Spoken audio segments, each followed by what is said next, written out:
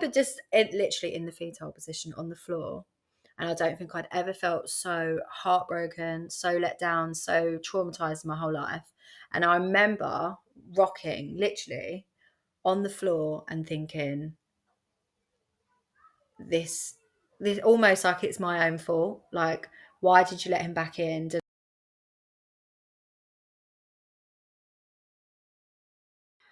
Okay, so you said that you stayed in multiple hostels Yeah. and you moved so many times. Let's go to how you met your son's dad.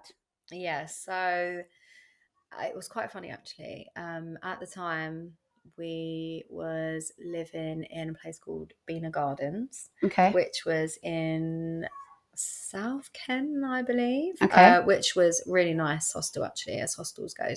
I would say the first one was probably the worst. Okay. And I think it only got better from then. Oh, okay, that's positive. Yeah, definitely.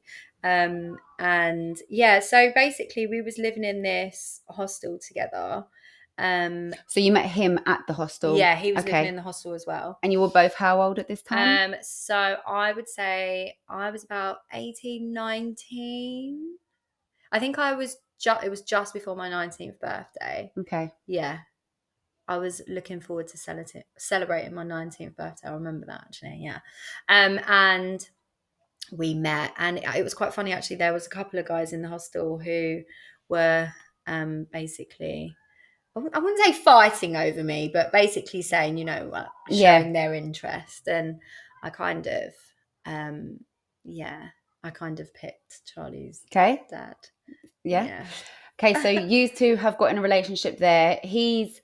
Do you find that he's got a similar background to you, or like why was he in the hostel? Just because I think he's always had like oh god, how can I say this? I think he's always had issues with his mum, and they, as much as they love each other, they would butt heads quite a lot. Yeah. I know that they moved to Hove in Brighton for a while, and then when they moved back here, I think the transition for him was a lot. I think when he was there he was a big fish in a little pond, and I think when he was here it was the opposite. Yeah. And I think he kind of felt out of sorts, and I think he used to have quite a lot of conflict with his mum. Obviously it just wasn't a healthy relationship. It just got really and they're living together, so I think it was a kind of like she kind of kicked him out sort of thing, and he was living in a hostel. And so you both had similar, not exactly, but you both didn't have healthy home life, so you could connect on that level as well. Okay. So you two, you're together, it's all amazing. At first. Okay. Yeah, as relationships are in that honeymoon phase, it is all amazing and they can't do no wrong. But then it kind of come to light that he had like mental health issues, and he basically, like, I know he has a lot of mental health issues, especially like with around like cannabis and stuff. Mm-hmm. He used to get like induced psychosis, and this was like, we'd been together for a few months, and like all of this was coming about, and his mum was basically like, you know, he can't smoke weed, he can't do this, blah blah blah, da, da, da. It sends him crazy. And I just thought, oh, she's just a bit overprotective, mum. And I was kind of like, oh god, I'm a bit deep now, like I've got feelings for him. Yeah, like, it's very intense. You're in the same hostel, and then I found out I was pregnant. Oh, okay. Yeah. Okay, so yeah, it was all good, it was intense, you're in the same place, you're connecting on past, let's say, traumas as well, and now things are presenting themselves. Yeah. And you're pregnant. I'm digging my heels in, because I'm like, no, I'm going to make it work. I really like him. Fixer. Yeah, of course. Yeah. And I'm going to make it work. You know, he's not like that with anyone else. He's fine with me. He's fine with me. And everyone would say, you know, he's different with you than he is. And I'd be like, oh, you know. Yeah, it's me. Take it as like a badge of honour. And I'm not going to give up on him like his parents did and my parents. And then also, I don't want my child to then come from a broken home. We're going to make this work. Everything's going to be great. You know, digging my heels in even more. This is time for... I mean, we'd only been together like 11 months, I think, when I found out I was pregnant. And when I did find out I was pregnant, I was 3.5 months gone. Oh, wow. Yeah. Yeah. No morning sickness. No morning sickness. I remember we was going on holiday. These pregnancy with boys are very different than girls. Yeah. I remember we was on holiday in Ibiza actually. We went away with his mum, and I remember I was like riding the waves on a lilo, and which was quite out of character for me. Okay. And yeah, and the whole time I was pregnant, I had absolutely no idea. Wow. Yeah. And I remember my best friend at the time was pregnant as well. And I remember he touched both our bellies and he was like, oh, I think you're both pregnant, like messing about. Yeah. We went and had tests done at the same time and come out and was like, she come in, she was like, oh, I'm pregnant. I was like, yes, so am I. What made you get tested? I think I noticed that my periods were not as heavy as they usually were. So you were still bleeding? Yeah, so I was on the pill as well. Oh, what? Yeah. Yeah. So I was on the pill, but probably in my teenage, ways. You may have missed one or two. So yeah, I found out I was pregnant. And so my periods just weren't as, but I was still having periods. Yeah. That was the thing. So I wasn't thinking, oh, I'm pregnant. I was just like, oh, they're just lighter than usual. Woohoo! Like, yeah. Wear the white jeans. Yeah, this is the positive in the situation. Yeah, exactly. Okay, I'm on my period, but it's not as heavy. So just put my white jeans on, it's fine. So went and got tested, and they were like, literally gave me a scan and everything, and they were like, well, we need to see how far you are. And they was like, when's your last period? And I was like, well, I've been kind of having periods, I think, but I was like, but I'm on the pill. And I was like, so, and sometimes I used to do that thing where you'd continue double to take the pills, so you wouldn't get your period, because I'd be like, we're going on holiday. So yeah, and then so my periods were kind of all over the place, and then so found out, they gave me a scan and they were like, you're 3.5 months gone. Wow. Welcome to motherhood. Because at that point, 3 months was the cutoff point. Yeah. And even though I never changed it anyway, I was just like, oh my God. And I just remember walking out and crossing the road and being like, it's not just about me anymore. Yeah. There's someone in there. Yeah. Like, I have to be a bit more cautious now. And I remember as well straight away being like, this is my baby. There was never even a question, even though they were like, you're 3.5 months, that's like 3 months is the cutoff point, welcome to motherhood. There was never a question of keeping him or not. It was always, and also it was always going to be called Charlie, boy or girl. It's going to be Charlie. And I was just like, this is what made baby. You go with Charlie? I think it was a mixture between, I just always really liked the name, although family will be like, oh, because his dad's, both his grandparents, one's either his first name's Charlie and the other one's middle name's Charlie or Charles. And it was funny because I remember he showing age again, when he used to go to Blockbusters and get the DVDs. Listen, kids don't know the struggle nowadays. Oh, so it wasn't tapes, it was DVDs. Not that old. Okay. But let me just say, I had a VHS. I even used to record from the VHS. It's a joke. I remember he brought back DVDs, and he had you got like the Craze Brothers, and then you've got Charlie. Yes. Yeah, you got Reggie and Ronnie, and then you've got Charlie. So he had the film Charlie, and he had Charlie and the Chocolate Factory, and everything was just Charlie. And I was like, the universe is telling me. And looking at him now, everyone thinks there's other reasons, but it was my decision. It was the name I wanted, and I always said, boy or girl, it's Charlie. And looking at him, he is so Charlie. Yeah, there's Charlie. no thing. Couldn't call him anything else. You found out you're pregnant. Yeah. You're like, this is it. Like, it's not just about me now. I've got to. And I was very conscious of, I didn't want my child to have a stepdad. Yeah. So we'll get onto that. Yeah. So you're pregnant. How did Dad feel about it? Whose dad? Oh, Charlie's dad. Well, he was a little bit younger than me. He was really naughty, and he lied to me when we met and told me he was older than he was. So he's, I think, about 2 years younger than me. Yeah. So yeah. He was a little bit younger than me. But he lied. He lied about it. So he was a bit like, oh, okay. But at the same time, it was a shock for both of us. I think it was definitely like a shock for his mum as well. She was like, "Oh my God, you're way too young." Da, da, da. But it was very much, we're doing this and we're doing it together. Yeah. And I think not long after, I think when I was pregnant, we got our temporary accommodation together. Nice. Although it was awful, it was absolutely, it was damp ridden, it was horrendous. Yeah. And we ended up getting moved out of there to somewhere else. And I was very much in there, I'm going to make this work regardless of whatever happens, regardless of his mental health issues, which, I mean, he was kind of had them under control, I would say, at these points. But then there was other things that came into it. Like when I got pregnant, he started he had a gambling addiction. And you had no idea about anything like that before, or it didn't even present itself? No. Okay. And I think he didn't even have it before. It was like he'd swapped one addiction for another. So he used to be a massive weed smoker. And then he stopped doing that. And then I think subconsciously the pregnancy and everything just pushed him over the edge. Yeah. And I remember he would be playing roulette. That was his thing. Okay. And I remember we were saving to go on holiday, and we used to, at these times, we were like all on benefits. We would all lived in hostels and stuff. And our benefits used to be, we had to do a joint thing. Yeah, because you're living we were living together, we was having a baby, and everything was very much in his name and his bank account. Okay. Yeah, so as well, it would be like, so any money I had, he would give it to me. So you were kind of at his mercy. Yeah.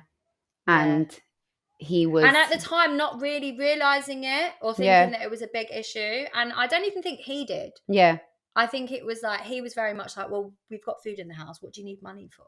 Yeah. Like, we've got this or we've got that. What do you need? And then it was like, he'd be using the money for gambling or this, that, and the other. And I think he used to have little part-time cash in hand jobs here and there and whatever else. But obviously, I was pregnant. I remember being at home and he used to be working at a bar and whatever. And I just remember as well, like, I used to always think, oh, I need stuff for the baby. Yeah. And like, I can't just go and buy what I want. I used to steal things. I used to literally, like nappies. Yeah. When the baby was there, nappies under the buggy. Like jars of, like, remember Hip Organic baby food? Yeah. Under the buggy. Because I would be like, I can't rely on you to provide. So and I was stuck in that situation of I couldn't work because we was in temporary accommodation. Our rent was like ridiculous. So it was almost like you're just forced to stay in this horrendous situation. I didn't realize that I could go it alone. I was very much like, oh, I want to make this work. Yeah. I don't want my child to have a stepdad. I want to make it work with him. I was very much burying my head in the sand, trying to do everything I could, and was just surviving, really. You were also trying to move as far away from your family situation when you were younger. I wanted to justify almost, like, I've done the right thing. Yeah. Going and living in hostels was the right thing. What I'm doing now is the right thing. This is better than that.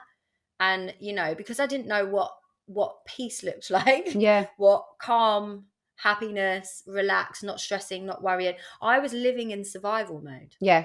And I would do fight or flight, and I would and I didn't know anything else. No. It's only now that I go, fuck me, that was some fucked up shit. Yeah. But you're in temporary accommodation, you're still with him. Charlie's born. Yeah. We were together until he was just a couple months after his first birthday. Okay. I think my hormones went back to normal because your hormones are fucking crazy after you just have a baby. Yeah. Still crazy now, to be fair. But I think there was like a switch. And I just went, I don't want this. I don't want to be with someone who's fucking gambling. I remember I used to go to Gamblers Anonymous for like the Anon or whatever it's called for like family members. I would be going to the fucking meeting to help support him in his gamble addiction. And he'd be meant to be in another room having a meeting for his gambling addiction. He'd be in some place playing a roulette machine somewhere. Oh no. So he's doing what he's not supposed to be doing or at that he'd time. Be at home looking after the baby while I'm out of an evening going to this meeting that I don't particularly want to go to, but I'm going to try and I did everything I could to try and support him and support your mental family. health, and support the family, keep the family together. And then it just got to a point where I was just like, yeah, I'm not doing this anymore. Yeah. And I think someone was just like, you don't have to be with him. And I was like, yeah, but how do I pay rent? How do I afford food? I already fucking have to steal nappies and baby jars and whatever else because I'm worried that we don't have enough. Yeah. And, and my friend was just like, no, you can claim benefits by yourself, and you can, get help with your rent, and you can do this, and then you can go to college, and like you'll get supported, and you'll get like childcare, and you'll get this and you'll get that. And I was just like, really? And I was just like, well, just tell me how. Yeah. How do I do that? Yeah. Because I'm drowning, yeah. and I've buried my head in the sand for so long now, and it's gotten to the point where I'm incredibly unhappy. I can't do it anymore. And I'm looking at this beautiful, innocent little child, and I'm thinking, how can I create an environment which is happy, peaceful, loving, caring, and I don't have to worry about anything else. I just want to worry about me and my child. Yeah. And that's what I did. I think I went and spoke to Citizens Advice, and they basically said, yeah, you can claim, of course you can claim benefits, but I didn't come from a family that claimed benefits, so I wasn't aware of how the system worked. I mean, when I went and lived in a hostel, I think even then I didn't have a clue, and I was just like, what do I do? And they were like, well, you fill out this form, and you do this and you do that. And then when I got with him, it was very much like, okay, so you do this and you do that. And it was very much like, I just kind of like as a child just did as I was told, sort of thing, and was just like, okay, I'll do that. And then it got to a point where I was just like, okay, so I can do it alone. I will do it alone. And I remember everyone was like, you're the woman, like you can kick him out. And I was like, can I? Yeah, because you've gone from some like a family home that doesn't feel like you're wanted, but now to a guy who you're supporting and you're doing everything for him, but he's also shown you love. Yeah. So that's what I was going to say. It was never all bad. Yeah. And it never is all bad. No. So he's shown you love. So you're kind of latching on to that. Yeah. Like, I'm going to make this work, not just for me, but for our child. And I don't want our child to have the life that I kind of had, or witnessed different like men or and all of those things. So we put that pressure on ourselves, but it's just really important to know and for other people to understand that if a situation is really bad and you've done everything that you can, you've tried to help, it is okay to be like, I can't do this, because of in the long run, if your son was older and then witnessing the environment and all of the money gambling would go missing. That's what I was saying. We were saving money, and it would be in like a cupboard, and I'd go to get some money, and it would be gone. Yes, and this is the thing. And if he's then witnessing his parents, he's basically the same situation as you as a child. So it's amazing that you got the courage and the support from friends to leave. Yeah. Definitely. How did he take that when you were like, right, this? Well, at the time, we was having problems, and I remember as well, like we split up, and then I got the courage, and I was like, right, I don't want to be with you anymore. Like, I'm done. I can't do this anymore. It's like having another child. Like you can be amazing, but then another minute you can be really immature and like. Just inconsistent. I remember he would throw cornflakes on the floor. I'd clean the house, and he'd throw a packet of cornflakes all over the floor during an argument and crunch them into the floor. So that you'd have to clean them up. So that I'd have to clean it up, yeah. It's that control and having... And also, why are you wasting food? Yeah. I had to steal under the buzzing piece. My cornflakes. So then he's left. Charlie's, we're just going to kind of skip over a bit more. So Charlie's a bit older. How old were you, or how old was Charlie when you were like, right, I need to study, I need to do this? What was the... So I think Charlie was about just before he was 18 months old. And I remember, I was living in Ladbroke Grove, top of the hill. Yeah, that was it. Yeah, he was about 18 months old. Mm-hmm. And again, everyone was like, you can go to college, you can go to uni. I can go to uni. What did you want to do at that point? I wanted to become a social worker. Yeah. I wanted to help people. I wanted to you know. I did too. I wanted to do what I wanted someone to do for me. Exactly that. That is exactly what it is. I wanted to be the hero. Yeah. Put my little cape on and swoop in. Yeah. Because that's what I used to think about as well. I used to be like, I'd watch the telly and I'd be like, why is no one coming to get me out of this situation? To help me. Yeah. But the outside world would see, like, you know, this perfect little family. Yeah. And although, you know, all the three of us used to, like, the three parents used to live together at one point and then one went or whatever, you know, apart from that, we looked quite normal to people. Yeah, it was just a normal everyday household. You know, I'd like be going off doing my running club.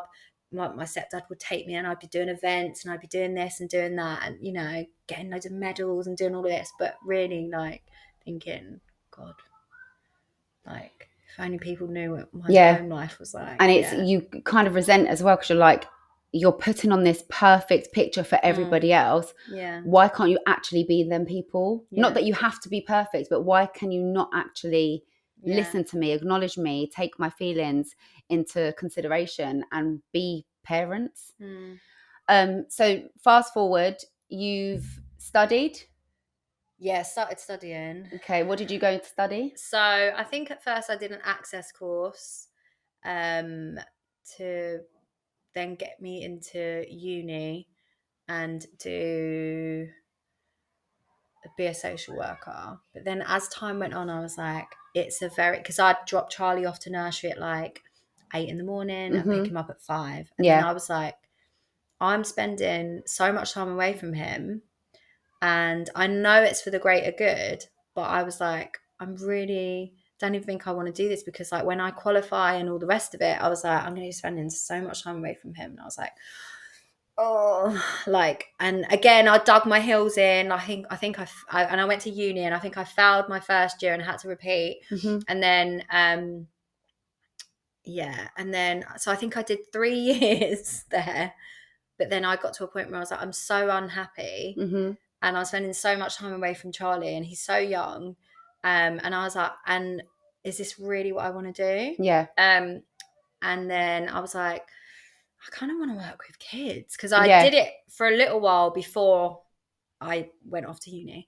And I really enjoyed it. And I thought, I'm just going to go back to doing that. And I think that's when we met. Yeah. Because I did an access course to do teaching and assisting. That was it. Yeah. Yeah, and then so I had to start again. Yeah, you had to go back to. But I wasn't scared to start again because I just knew it didn't feel right. Just like I knew my home life wasn't right, and I was like, I need to get out of here. Yeah, I was like, this doesn't feel right. And instead of burying my head in the sand and keep just going and going and going, I was like, no, I'm gonna try something else. Good. And that's when. And that's how you met me. Exactly. So then let's fast forward. Let's recap of you left your home environment because it wasn't healthy. You went hostel to hostel. You then met your son's dad. You had him. After a time, it wasn't healthy. So you left and then you focused on you and your son, building a career, building a home for you both, and being mum, all whilst not fully really I have to add though, once I did kick him out, he did win me round. And okay. I was going to say, like, did you go back? Yeah. Yeah. And then do you know what he did? He told me, I can't do this anymore. And then he left. And I was on the floor in the fetal position, screaming and crying hysterically. And then I said to myself, you fucking basically allowed that to happen. He manipulated you. You got the strength to leave. You got him to go. You sorted out all your situation, like, i.e. your benefits, all that jazz. You went and got all your advice. You got all your ducks in a row. And then you let him manipulate you to come back. And once he got you back, he then flipped the script and went... The cornflake situation all over again. that is it. And then I remember just literally in the fetal position on the floor, and I don't think I'd ever felt so heartbroken, so let down, so traumatized in my whole life. And I remember rocking literally on the floor and thinking, this almost like it's my own fault. Like, why did you let him back in? Like, you're never going to do that again. That's it. No matter what he does, no matter what he says, he's never, ever, like, that's it now. Yeah. That's it. And that's what I did. I stuck to my guns, because he would turn up at my house drunk. Oh, we're a family with this, with that, and I was like, no, it's not happening. No. But yeah. And that's really good, because you had to have that strength within yourself, not 100%. Just for you, for your son. Like, he can't be witness to this. I mean, there's pretty traumatic things that have happened. I would say laying on that floor, having that realization was a massive turning point for me. And I would say it was probably one of the hardest things that ever happened to me, because I genuinely felt like I loved him so much, and I tried so hard, like going to fucking meetings and shit for him, to like best support him and to keep our families together. And I tried so hard, and I just didn't want my child to have a stepdad or whatever. And I just wanted my family to be a family unit. And then I realized that, you know, my son doesn't need to have anyone else. He's got me. Yeah. What am I doing this for? Am I doing it for the greater good of my son, or am I doing it to prove my parents? Yeah. Or whoever. Wrong, or society. The pressures of mom, dad. Especially when you're a young mum as well, and people do judge. Like, oh, look at that, a child of a child. And I was always very aware of that as well. Yeah, it does put pressure on. And then coming, like, you know, women. In a hostel, and this, you know, I was like, well, I've come from this, and I've lived in hostels, but now, you know, me and dad, we're together, and we're having a baby, and it's going to be amazing. It's like a fairy tale story. Yeah, and it was like, that was the end. And then I was like, okay, that was stupid, like, because really, you're not, you wasn't happy. You were both very young, and he was even younger than me, and it was just like, do you know what? Like, I can do this, and I'm gonna do it. Yeah. But once I lost that baby, it made me. I was mourning a life that I was going to have with that baby. Yeah. And I can honestly say that's probably one of the worst things that ever happened to me in my life. And I didn't think I would recover. And it was shocking how much people just don't talk about it. And it's shocking how horrendous the actual miscarriage can be, and how long after, because the aftermath, like wow, bleeding, I had to take tablets. Yeah.